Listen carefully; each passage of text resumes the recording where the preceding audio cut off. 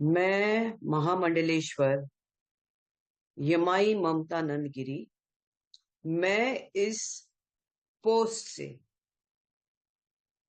मैं इस्तीफा दे रही हूं। आज किन्नर अखाड़े या दोनों अखाड़ों में बीच में जो मुझे लेके महामंडलेश्वर की उपाधि घोषित करने के बीच में जो प्रॉब्लम्स हो रही है। मैं एक साध्वी थी 25 साल से, और मैं साध्वी ही रहूंगी। ये महामंडलेश्वर की जो मुझे एक सम्मान मुझे दिया गया था, तो वो एक प्रकार का वो सम्मान होता है जिसने 25 साल स्विमिंग किया हो, उसको महामंडलेश्वर ये कहना कि आज के बाद तुम उस स्विमिंग का जो बच्चे आएंगे उनको तुम ज्ञान देती देती जाना, इसलिए वो पदवी होती है। लेकिन ये कुछ लोगों के लिए आपत्तिजनक हो गया कि जिसने 25 साल तप किया। बॉलीवुड तो 25 साल मैंने छोड़ा, मैं अपने आप गायब रही, वरना मेकअप से बॉलीवुड से इतना दूर कौन रहता है।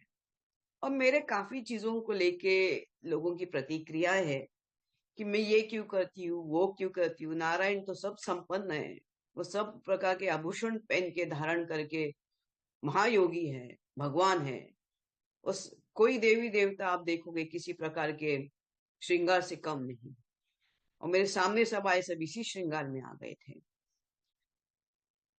मैंने देखा कि मेरे महामंडलेश्वर होने से काफी लोगों को आपत्ति हो गई, चाहे वो शंकराचार्य हो, कौन हो।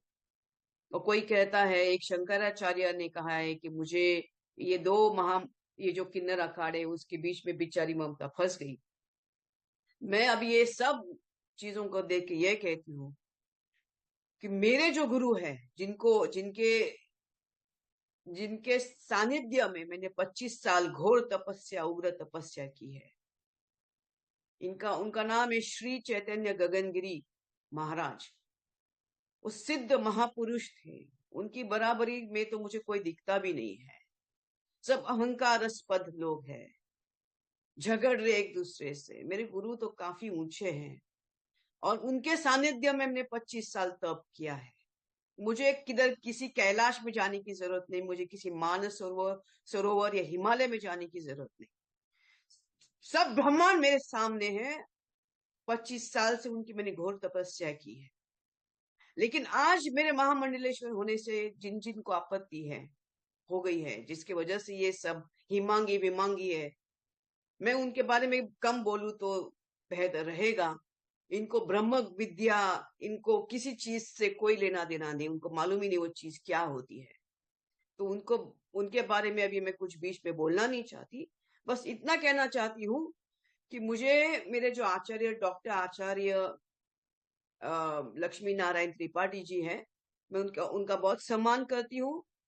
और जहां तक मेरे पैसे की लेन देन की बात है, जब मुझे 2 लाख मांगे गए थे, मेरे सामने 3-4 महामंडलेश्वर थे, मेरे सामने 3-4 जगत गुरु थे उसी रूम के अंदर, और मैंने कहा मेरे पास 2 लाख नहीं।